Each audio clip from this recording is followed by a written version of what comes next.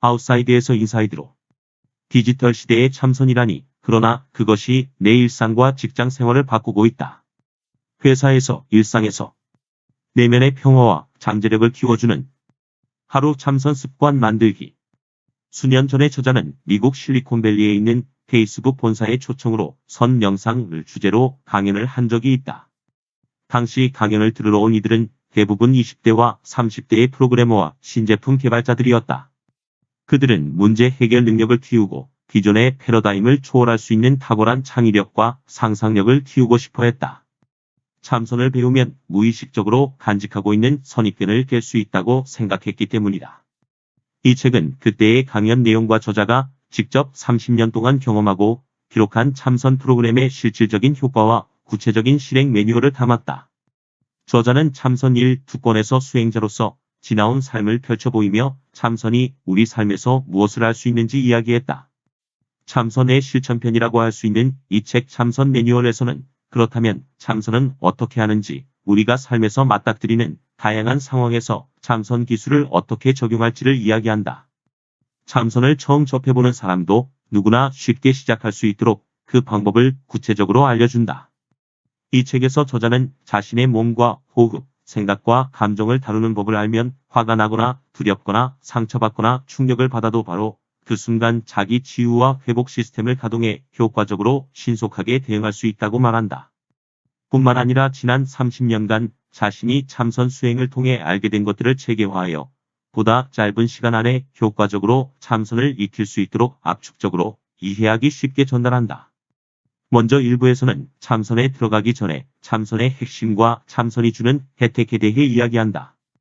그리고 참선에서 가장 기본이 되는 좌선의 기본 자세와 호흡에 대해 설명한다. 2부에서는 서서 하는 참선 입선, 걸으면서 하는 참선 행선, 누워서 하는 참선 와선의 방법을 알려준다. 행주자와 이 4가지 방법으로 참선하는 법을 익히면 일상 속에서 언제 어디서나 즉각적으로 활용할 수 있다.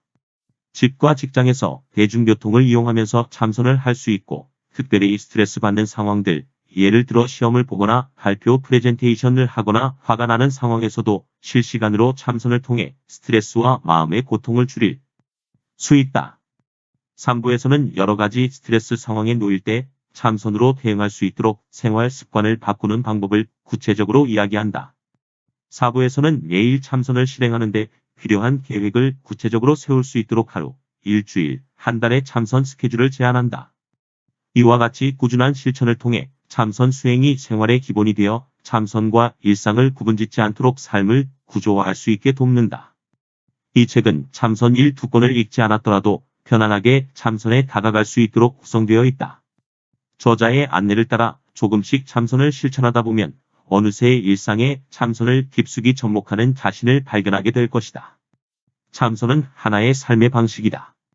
우리는 언제 어디서나 참선을 통해 내면의 평화와 잠재력을 키울 수 있다.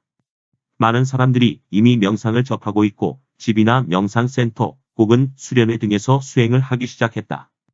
저자는 사람들이 명상을 하는 이유는 둘 중 하나라고 말한다. 즉 과거의 괴로움을 치유하거나 미래의 어려움이 닥칠 것에 대비해서다.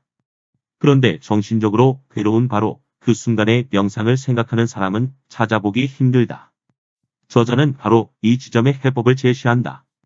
참선을 제대로 훈련하면 실시간으로 정신적, 신체적 자극에 적절하게 대응을 할 수 있다.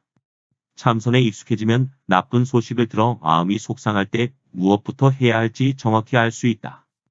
즉 다음 3가지만 기억하면 된다. 1단계 등을 곧게 펴고 안정적으로 자세를 취한다. 2단계 먼저 준비 호흡을 한 다음 복식 호흡에 들어간다. 3단계 이목고 의식을 집중하며 대의심을 일으킨다. 어떤 상황에서든 이와 같이 간단한 3단계 과정을 두루 사용할 수 있다. 책상 앞에 앉아 컴퓨터 작업을 하든 식당에서 밥을 먹든 줄을 서 있든 소파에서 낮잠을 자려던 참이든 혹은 누군가와 대화를 하는 중이든 위와 같은 과정으로 실행하면 된다. 연습을 꾸준히 해서 자세가 정확해지고 호흡이 자연스러워질수록 언제 어디서든 편안하고 자연스럽게 참선을 할 수 있게 된다. 저자는 누구나 그렇게 할 수 있다고 말한다. 그러기 위해 필요한 것은 참선에 대한 선입견을 바꾸기만 하면 된다고 강조한다. 참선은 우리가 삶 속에서 하는 어떤 것이 아니다. 참선은 삶에 대처하기 위해 하는 것이다. 즉 참선을 하려 하지 말고 참선을 이용하라. 스트레스에 실시간으로 대처하는 참선법. 참선으로 생활 습관 바꾸기. 삶이 계획대로 되지 않는다는 것을 우리는 잘 안다. 그러하기에 실시간 긴급 조치로서 참선법을 적용할 수 있도록 우리 몸과 마음을 훈련해야 한다. 이것은 정서적으로 괴로울 때 즉각 참선 모드로 들어가도록 습관을 들여야 한다는 뜻이다. 이때 저자가 소개하는 방법은 다음과 같다. 무언가의 마음이 상하면 곧장 참선 자세를 취한다.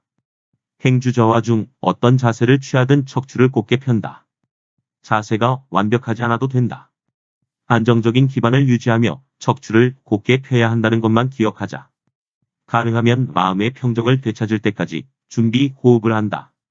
준비 호흡을 할 여건이 안 되면 곧바로 복식 호흡으로 들어가되 평상시보다 좀 더 부드럽게 호흡한다. 어떤 형태로 호흡을 하든 그 호흡을 유지하면서 처음에 일어난 감정의 파도가 지나가고 머리가 맑아질 때까지 최대한 의식을 호흡에 집중한다. 이때 저자는 회복이 되었다고 느껴져도 강진 후에 여진이 계속되는 것처럼 부정적인 생각과 감정이 분명 다시 일어날 수 있으니 주의해야 한다. 고 말한다.